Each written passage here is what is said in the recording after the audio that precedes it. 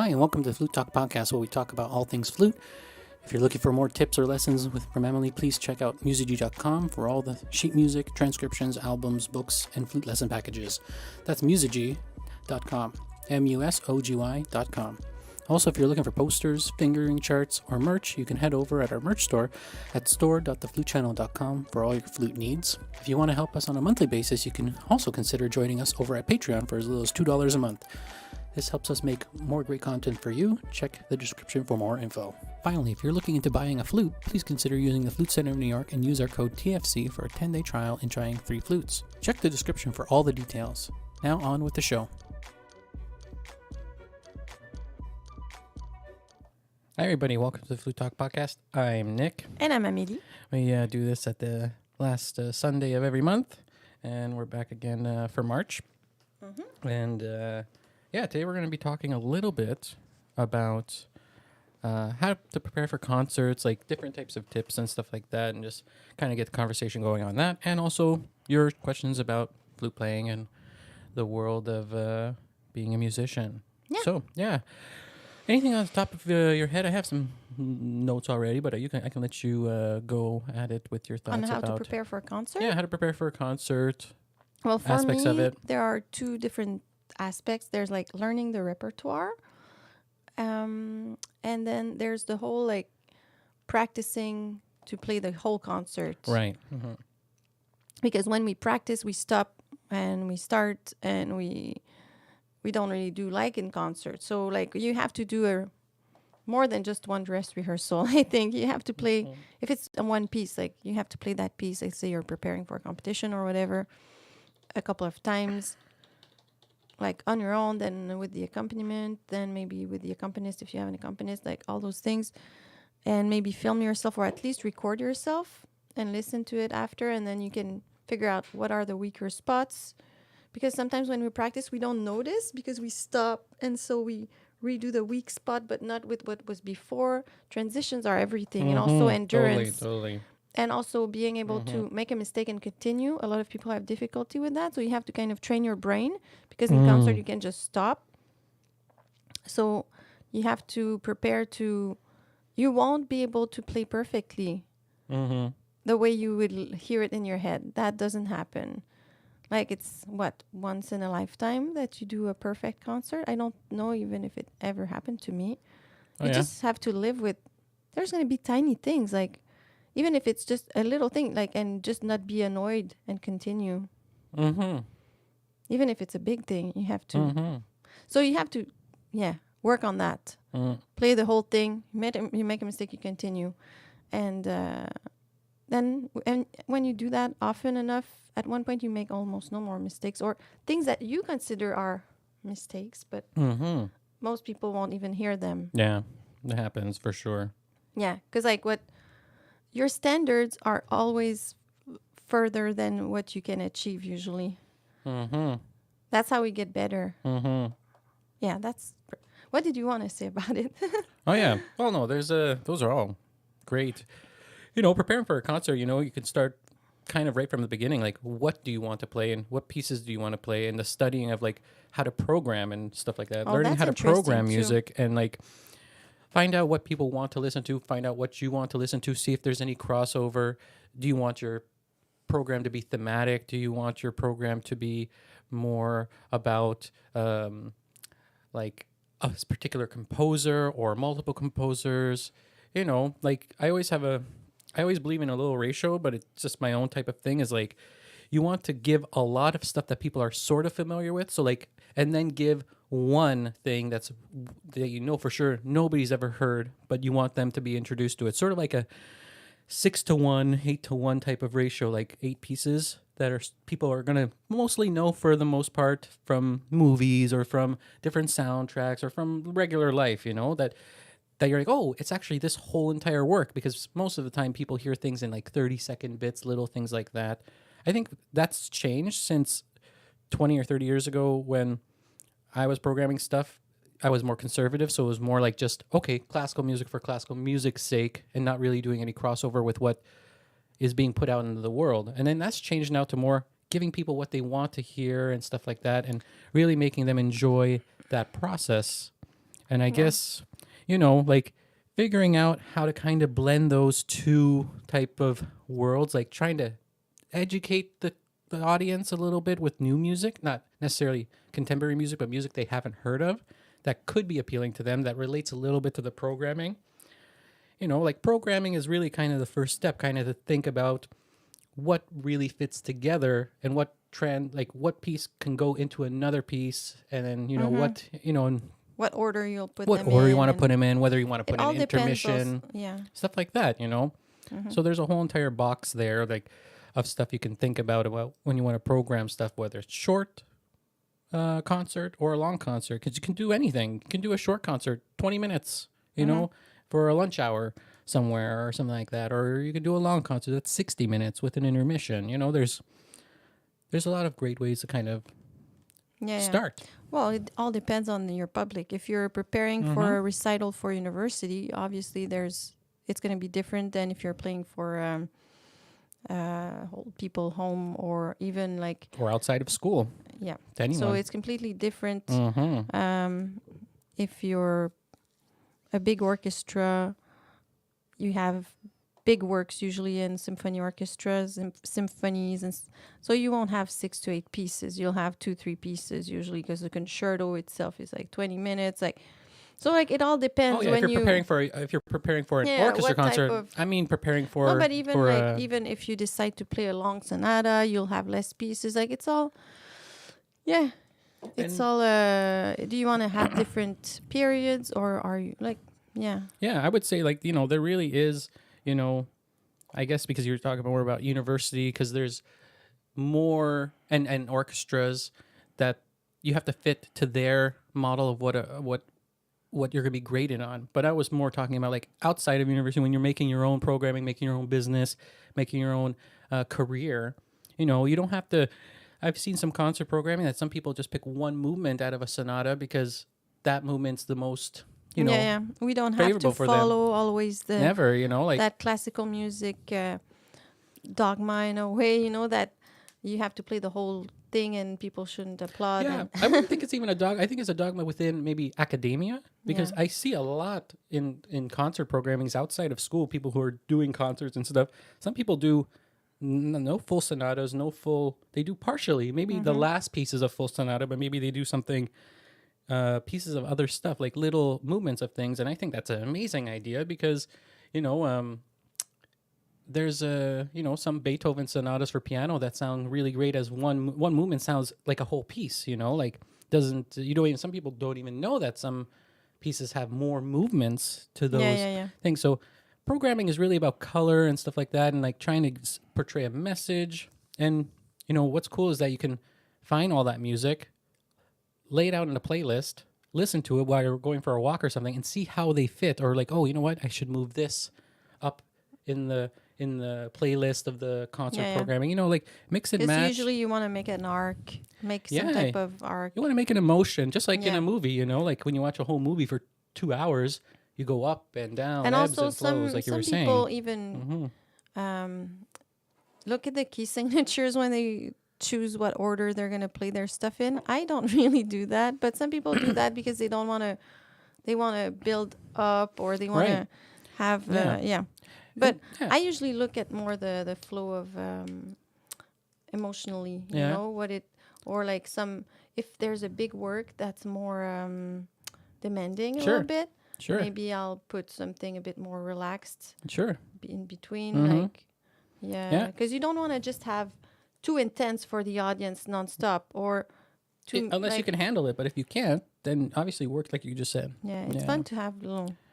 And a lot of people they can get stuck with going from date. So you go from the oldest to the newest. Go from Bach to Prokofiev. But in reality, you can mix and match, and you can do all popular easy music. You can do all hard music.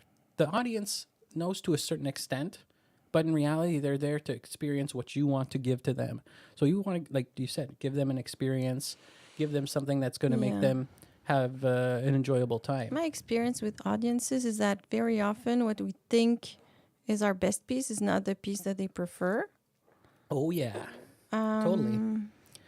That's why I like research. Because like sometimes we work very hard on something, no one talks about that piece, Yeah. and then you play a super easy but well-known piece like Sure.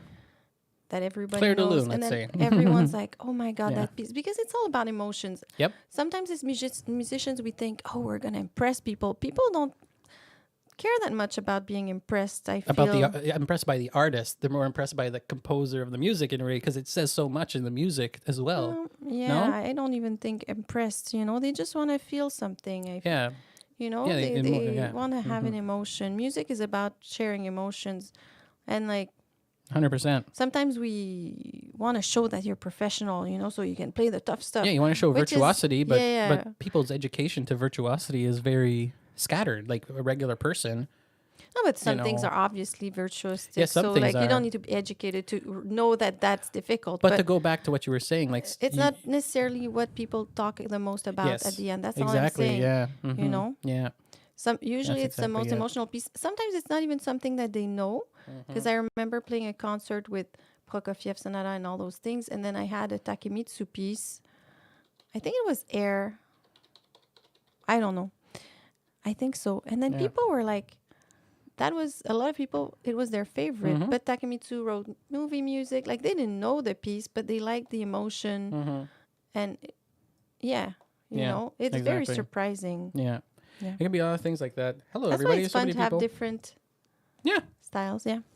Yeah, you know, like, just want to jump into the chat here. It's so great. If you're joining us after the fact and live, we have a live talk here, and you can help us out and leave questions here while we're talking live on the show. Angie says hello from Utah. Celeste says hello from Uganda. Yay. Wow. Uganda. That's crazy. It's awesome. Jerome So far from from France. us. We're going to be in France in July, I Yep. think. Yep. Although France is a big country, you know.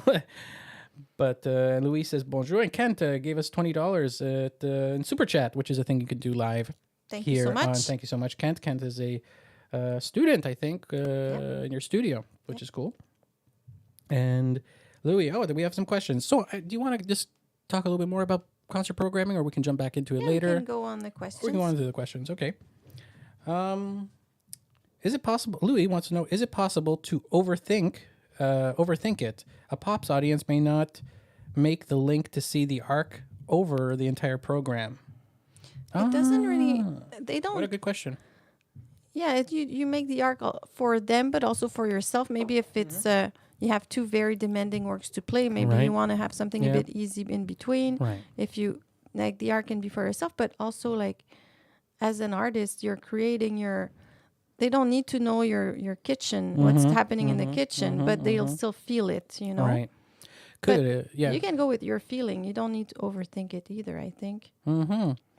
Or like if you are overthinking it, which is you can use that to your advantage, maybe do a little talk beforehand. Do like a little pre-talk. People do that all the time, like a sit-down talk. You pre-talk with them a little bit for 10, 15 minutes about, you have a little thing written up and you talk about the pieces, and then you start the program. You go back in the back of the hall or wherever you are and then go back and then start the program. That way it gives a little bit of insight to people, and it even aids people to kind of get into the mood. And that could be something that could do it. But I don't know. I think it could be limitless about overthinking. I would think if it's starting to like hinder your performance or hinder your practicing, then maybe Yeah, at one look point, back. just make a decision. It's not such a big Yeah. deal either. You can always do another one. Being an artist It's it's a trial and error. It's You know, not like, gonna destroy your concert because or your one career. piece, like yeah. no, no, like, not at all. People are there just for make the a decision experience. and go with it. Yeah, You know, it's yeah. not a perfect science. Yeah. It's just go with the flow. and then you know, yeah, exactly. And then reflect after the concert. If you've recorded it, look through it, see what worked to you, what didn't, and talk to the audience after too. You know, have a little after talk or something like that, so you can Yeah. kind of. It's kind of but cool. you see, there, I think there's a lot of overthinking again.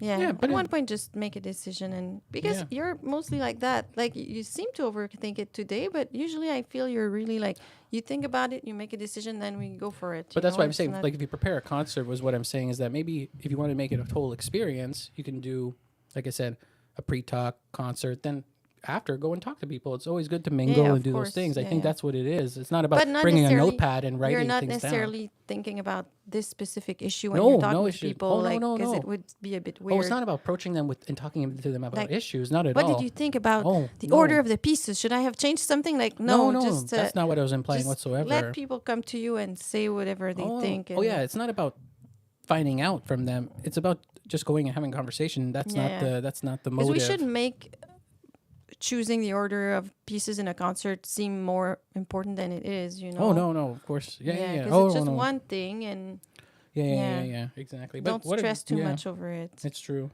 But yeah, what a great question. That's amazing. What do we got here? Angie was saying here our local community orchestra has a concert coming up that will feature local talent and a local talent concerto night. Oh, those are so local talent concerto night. That's such a cool idea. So obviously not full pieces, but parts to highlight individual artists. That's amazing. Yeah, like a highlights. That's amazing. I like those types of shows sometimes because it's like a potpourri.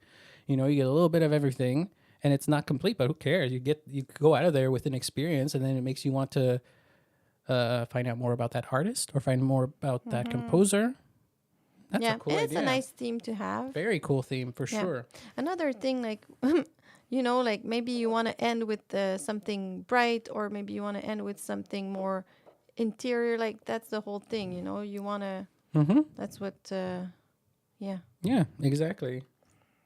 Jerome wants to know here, good morning. Yeah, it is morning and here. Also, Oh, yeah, go just ahead. one last thing. I just thought about it. Maybe start with something you're very comfortable with. Oh, yeah. I So think you you gain mentioned that before. But confidence yeah, in the first totally. piece, Yeah. Yeah. And also, like, practice Because before you have usually- confidence. yeah. But yeah. Because usually we're more stressed on the first piece, then we get a bit more, I don't know. Yeah. Go with what you feel Comfort level is for your, the artist. yeah. You have nothing to prove except enjoy the moment like they are enjoying the moment. You want to pick stuff that's going to make you challenged if you want that to be, Yeah, it's fun to or have challenges or too. to also just have enjoyment and just that's amazing too because you can do that as well. Yeah, let's jump to Jerome here. He wants to know how to not over focus on a difficult part. Sometimes I even do mistakes afterwards and lose my concentration on easy parts. I know too much. Paradox. Well, yeah. You have a thing that you do a lot. You practice the end a lot and then go backwards sometimes, kind of get to know. Oh, yeah. I Something like don't that? always No? practice from the beginning. Sometimes I start with the end, and then I Yeah. do the middle. Sometimes I start with... Yeah. Yeah, because if you always start with the beginning, usually your ending is a bit more weak, because if you always practice the same thing at first, because when you start your practice, you're more focused than at the end of your practice. So, yeah. But that thing is really like when you play in concert and you make a mistake in a tough part, and then it kind of screws your head a little bit, and then you can't focus on the rest, and you make mistakes in easy parts. I think that's what I was saying before. Practice continuing before the concert, because when I was younger, at one point I realized I was only playing without stopping in concert. And then I was like, I'm so much better when I practice. I wasn't. It's just I was stopping and replaying the thing, and I was not used to just play it at once, all without stopping. And so, yeah, that would be the first thing. Practice that. Practice continuing, even if you make a mistake. At first, it's difficult. You do it 5 times, 6 times before the concert. It'll be better than if the concert is one, or like you didn't do it very often. So you have to have practice time for practicing the tough parts, and then you have to have practice time that's just playing the whole thing without stopping. Yeah. And also the other thing is, when I have a tough part, personally, feel the energy goes up in my body when I'm scared. I feel like whoo, and so I purposefully visualize the energy going down before the tough part, or when I know it's coming and I feel that whoo going up, I go whoo. Yeah, that's a good technique. And then it keeps this thing from happening where it's all like going in my throat. So maybe check physically what are the feelings that you get when you're scared, because that's fear, when we know this thing is happening and we might miss, and try to calm this thing down, by doing the opposite. If you see it as being some type of red energy going up, maybe you bring blue energy going down, or it's all visualization, but it's pretty efficient. Yeah. That's interesting. I would just add to that, like, a different thing to try, especially if you're in a practicing mode and you're not in the concert mode, is, when you practice hard things, try to, practice that thing the right way until you get it right. And then maybe go and take a walk, let the brain calm down, because when we're making music, lots of things are firing off. Are firing off in our brain, to our fingers, to our mouth, to atmosphere, everything. So maybe try to get it right a couple of times in a row if you can. Then walk for 5 minutes, come back, try to do it again, because the brain wants to save those good trials, because you're basically doing a lot of recall, and also recall based off of skill. So try that, step away from the music, let it settle in, because the brain has to do so many things and computate. And I know when people practice over and over and over, and they practice this one run 100 times and they only get it 50 times right, it's a lot of energy. People do that. It's a lot of... No. You shouldn't do that. You shouldn't do that. Because you're practicing mistakes. Yeah, you're practicing mistakes. And you're learning the mistake more solidly in your brain, because that you're making that little circuit in your brain. Yeah. So you don't...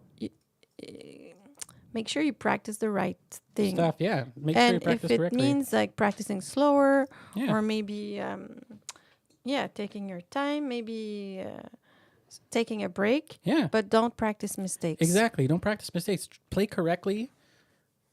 Take a break. Yeah. Come back. It's if you need a break, take a break. Not everybody's practice session is the same. And you want to follow your body and not follow what somebody else thinks is supposed to be a perfect practice session or a good productive. Figure it out, When I was 11 years old, I decided that I was going to practice a certain amount of time, like 1 hour piano, 1 hour flute every day. And I was like putting a timer. And 1 week I had practiced mistakes so much because I was too tired. I was like, was a bit much for a tiny child like that. Right. And my teacher was like, what have you done? And she's like, don't do that. You practice focused. When you're tired, you take a break. If you I'd rather you practice half the time well than learning mistakes.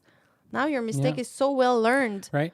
Yeah. And also, like, maybe, I think personally, the breaks are part of the practice. Yeah. It's as important as the practice. Part of learning. Your brain needs... It's part of it. Yeah. And it's okay. And, I think Angie here in the comment was saying practice makes permanent. It's true. Like, practice makes permanent in both ways. If you're practicing it wrong... Sleep makes permanent too. Sleep is really sleep is actually the deciding factor of your brain being able to retain memory. It needs that sleep. Information, yeah. The more, the best, the quality of sleep, not necessarily the amount of hours, but the quality of sleep improves your recall memory by 40%. Yeah. 40% of your practice is just in sleep. You're going to get 40% improvement from sleep. That's an amazing improvement. There's no other technique that can do that, You still need hours, though. You still need time. Yeah, you still need time, but it's a question of balance as well. So, Celeste wants to know another. This is a bit more about the concert stuff. But you can't tell your teacher, like, I slept so well, but I haven't practiced, because then there's nothing to recall. Yeah, for sure. Just a little... Yeah. Celeste here wants to know, do you memorize repertoire for a concert? Well, that's a whole entire other thing too. It's, whether maybe it's a little bit part challenge, part virtuosic type of thing to show off, or if you feel comfortable playing by memory, by all means. But in school, it could be required for some things. Usually, sometimes it doesn't, but. The tradition is that pianists, violinists, cellists, they learn by heart, and usually wind instruments don't. I used to learn by heart a lot when I was younger, because I was also playing piano, and in piano I would learn it by heart. So I kind of just transposed it to the flute and did it.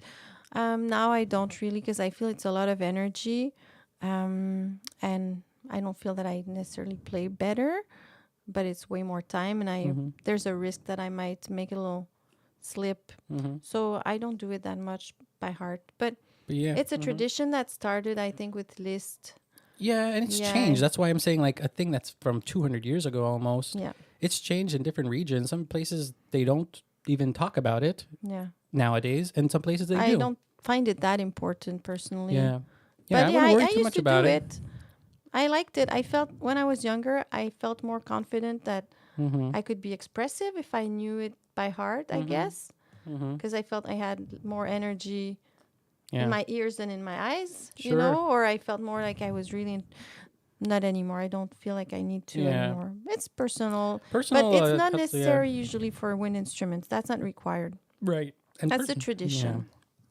And like personally, like I said, if you're out on your own, doing your own thing, make your own rules up. Just like just like with most art forms, just know the main rules, but just go out and do what you The gotta only do. thing, if you play in concert with your music, make sure you put your stand a little bit low, a little bit far from Okay. yourself, so you're not playing behind your stand. People want to see your face, and you That don't too. want your sound to be stuck in a stand. Yeah. You want the sound to project. So, yeah, just and practice it before, because if you're always practicing with a stand super high in front of your face, It could feel different. it will feel different. So just make sure that Yeah.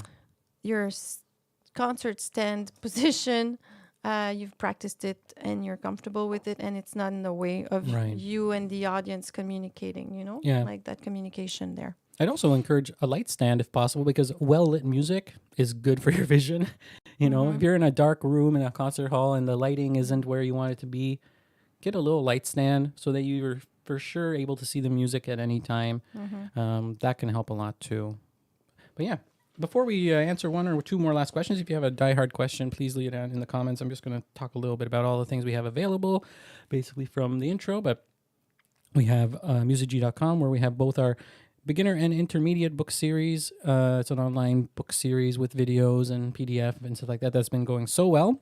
You can Oh yeah, thanks for everyone who bought it. It's plus, very cool. yeah, we have sheet music there too. We have one or two pieces of sheet music right now, but that's growing as well. And soon we'll be also adding some albums, flute albums. You're going to be recording some albums for flute, solo, and other stuff like that. So musogy.com, that's where you can find anything we make, you know, personally, except for our merch, which is stuff like you're wearing right now, our Lung Lung shirt, which is inspired loosely by Ling Ling and all that two-set stuff. But you can go to store.theflutechannel.com and you can find all of our merch there. A lot of people have been buying merch and tagging us and sending us little messages. We have a happy practicing water, not mug, but like a colander, like a thing you can, the travel thing. You can like bring a it to water gym. bottle? Water bottle. That's the word. And what else do we have? We also have those two things, and that's at store.theflutechannel.com. And what else? Oh, Patreon. Patreon.com/theflutechannel. And there you can help us out on a monthly basis, as low as $2 a month. And that goes directly to us to make more things for you guys on the YouTube channel. And we're going to be, and you can talk to us there. And we're going to be making a little bit more stuff for people behind the paywall there at patreon.com/theflutechannel. And that helps us out tremendously too. So we really appreciate everybody that's there. We have a nice little community there, and it's always growing. So that's always a positive thing.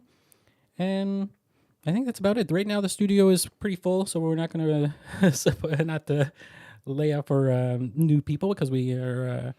Yeah, but the we're studio's gonna pretty full for now. But we we're might, gonna we might talk about it later in a couple months. But for now, we're gonna be dealing with the full studio at the present moment, and then it's too early to talk a little bit about France. But we'll be in France in July, and Europe at large for the summer. So we'll be maybe doing little pop-up events in specific little cities just to meet some fans and stuff like that. So if you're in France or in Italy, let us know. Shoot us an email. Maybe you'll be close by. It'd be pretty cool to meet a couple people. So we're going to try to plan some things like that. eat some pizza. Eat some pizza. But yeah, I don't know if there's any other questions, but that was pretty interesting, like about how we talk about, you know, preparing a concert. And I hope we've given some insight and some tips to be able to kind of make your programming a bit more you and a bit more like, you know, a product, because I always look at it as a product and something and look at it a business minded sense, because we want to give everybody in the crowd rather an emotional experience, give them value for the money that they're doing. And we want to be able to, like you said, create an experience. So hopefully, you know, you can take those tips that we have, do a lot of experimenting with programming. There's so much music out there now. With most live musicians, you can just go and get permission from them and figure out the whole aspect of how to, you know, pay people royalties, all those things. There's a lot of information about that as well that we didn't really talk about, but it's out there. And there's a lot of things that people can do. it's pretty exciting. And I hope you guys, if you guys have a program, if you're doing programming for something, shoot us an email of what you're programming. It's always cool to see what people are doing because then it gives us an insight of, oh, what's this piece? Oh, I never heard this Ian Clark piece, or I never knew Nino Rota wrote a sonata for flute and harp, for instance. You know, like the guy who wrote for The Godfather, I think, music. It wasn't The Godfather? Well, Nino Rota, he wrote something. He wrote movie music, but he also wrote conservatively and wrote classical music. Yeah. He wrote quite a bit for the flute, I think. Yeah. Oh, okay, there you go. So you see, like that was a composer I just didn't know about. So it's always cool to find out what other people are doing too, and it's you can add that to your repertoire of adding to concerts and stuff. So hopefully everybody has a great rest of the month. You want to take one or two You think questions? so? Yeah, there's when I one. practice, Angie says, when I practice my band music, Oh, I didn't see a sometimes question mark there, so that's I why. save the hardest piece for later in my practice period when I know I'm tired to see where it is that's weak. not a question, but yeah. Yeah. It's more of a remark. you should really start with the tough stuff, you know? Mm-hmm. If you know something is a challenge, start with the challenge. That's where you're the most rested and you have more focus. Right. So start with that, and then when you're tired, play the easy stuff. Mm-hmm. Yeah. That's smart that you noticed. Exactly. Yeah. And someone's asking if we're going to play some Indian songs. Yeah, eventually. Yeah, eventually. Yeah, Yeah. eventually. We'll see.